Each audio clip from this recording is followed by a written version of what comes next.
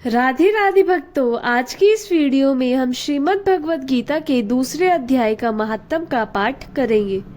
श्री भगवान कहते हैं, लक्ष्मी, प्रथम अध्याय के महात्म का उत्तम उपाख्यान मैंने तुम्हें सुना दिया है। अब अन्य अध्यायों के महात्म श्रवण करो। दक्षिण दिशा में वेदवत्ता ब्राह्मणों के पुरंदरपुर नामक नगर में श्रीमान देव शर्मा नामक एक विद्वान ब्राह्मण रहते हैं। वे अतिथियों के पूजक, स्वाध्यायशील, वेद शास्त्रों के विशेषज्ञ, यज्ञों का अनुष्ठान करने वाले और तपस्वियों को सदा ही प्रिय है। उन्होंने उत्तम द्रव्यों के द्वारा अग्नि में हवन करके दीर्घ काल तक देवताओं को तृप्त किया है, किंतु उन धर्मात्मा ब्राह्मणों को कभी सदा रहने वाली शांति ना मिली। वे परम कल्याण में तत्व का ज्ञान प्राप्त करने की इच्छा से प्रतिदिन प्राचुर सामग्रियों के द्वारा सत्य संकल्प वाले तपस्वियों को सेवा करने लगे। इस प्रकार शुभ आचरण करते हुए उन्हें बहुत समय बीत गया। तदंतर एक दिन पृथ्वी पर उनके समक्ष एक त्यागी महात्मा प्रकट हुए। वे पूर्ण अनुभवी, आकाश शार रहित, नासिका के अग्रभाग पर दृष्टि रखने वाले तथा शांति चित्त थे। निरंतर परमात्मा के चिंतन में संलग्न हो वे सदा आनंद विभोर रहते थे। देव शर्मा ने उन नित्य संतुष्ट तपस्वी को शुद्ध भाव से प्रणाम किया और पूछा, महात्मा, मुझे शांतिमयी स्थिति कैसे प्राप्त होगी? तब उन आत्मज्ञानी संत ने देव शर्मा को सोपुर ग्राम के निवासी मित्रवान का, जो बकरियों का चरवाहा था, परिचय दिया और कहा, वही तुम्हें उपदेश देगा। यह सुनकर देव शर्मा ने महात्मा के चरणों की वंदना की और समृद्धिशाली सोपुर ग्राम में पहुंचकर उनके उत्तर भाग में एक विशाल वन देखा। उसी वन में नदी के किनारे एक शिला पर मित्रवान बैठा था। उसके नेत्र आनंद तिरे कशे निश्चल हो रहे थे। वह अपकल दृष्टि से देख रहा था। वह स्थान आपस का स्वाभाविक वैर छोड़कर एकात्रिक हुए परस्पर विरोधी जंतुओं से घिरा हुआ था। वहां उद्द नाम में मंद मंद वायु चल रही थी। मृगों के झुंड शांत भाव से बैठे थे और मित्रवान दया से भरी हुई आनंदमयी मनोहारिणी दृष्टि से पृथ्वी पर मानो अमृत छिड़क रहा था। इस रूप से उसे देखकर देव शर्मा का मन प्रसन्न हो गया। वे उत्सुक होकर बड़ी विनय के साथ मित्रवान के पास गए। मित्रवान ने भी अपने मस्तक को किंचित नवाकर देव शर्मा सत्कार किया। तदंतर विद्वान देव शर्मा अनन्य चित्त से मित्रवान के समीप गए और जब उसके ध्यान का समय समाप्त हो गया, उस समय उन्होंने अपने मन की बात पूछी। महाभाग, मैं आत्मा का ज्ञान प्राप्त करना चाहता हूँ। मेरे इस मनोरथ की पूर्ति के लिए मुझे किसी ऐसे उपाय का उपदेश कीजिए जिसके द्वारा सिद्धि प्राप्त हो चुकी हो। देव शर्मा की बात सुनकर मित्रवान ने एक क्षण तक कुछ विचार किया। उसके बाद इस प्रकार कहा, विद्वान, एक समय की बात है, मैं वन के भीतर बकरियों की रक्षा कर रहा था। इतने में ही एक भयंकर व्याघ्र पर मेरी दृष्टि पड़ी, जो मानो सबको ग्रस लेना चाहता था। मैं मृत्यु से डरता था, इसलिए व्याघ्र को आते देख बकरियों के झुंड के आगे करके वहां से भागा चला आया। किंतु एक बकरी तुरंत ही सारा भय छोड़कर नदी के किनारे उस बाग के पास बेरोक टोक चली गई। फिर तो व्याघ्र की द्वेष छोड़कर चुपचाप खड़ा हो गया। उसे इस अवस्था में देखकर बकरी बोली, व्याघ्र, तुम्हें तो अभिष्ट भोजन प्राप्त हुआ है। मेरे शरीर से मांस निकालकर प्रेम पूर्वक खाओ ना। तुम इतनी देर से खड़े क्यों हो? तुम्हारे मन में मुझे खाने का विचार क्यों नहीं आ रहा है? व्याघ्र बोला, बकरी, इस स्थान पर आते ही मेरे मन से द्वेष का भाव निकल गया। भूख प्यास भी मिट गई, इसलिए पास आने पर भी अब मैं तुझे खाना नहीं चाहता।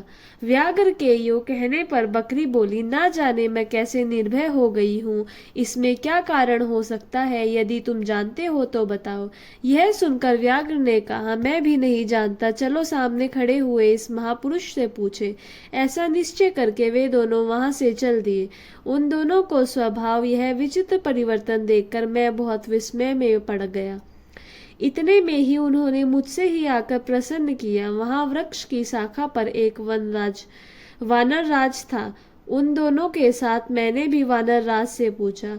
विप्रवर, मेरे पूछने पर वानर राज आदर पूर्वक कहा, अजापाल सुनो, इस विषय में मैं तुम्हें प्राचीन वृत्तांत सुनाता हूँ। यह सामने वन के भीतर जो बहुत बड़ा मंदिर है उसकी ओर देखो। इसमें ब्रह्मा जी का स्थापित किया हुआ एक शिवलिंग है। पूर्व काल में यहाँ शुकर्मा नाम का एक बुद्धिमान महात्मा रहते थे जो तपस्या में सलग्रह होकर इस मंदिर में उपासना करते थे। वे वन में से फूलों का संग्रह कर लाते और नदी के जल से पूजने भगवान शंकर को स्नान कराकर उन्हीं से उनकी पूजा किया करते थे।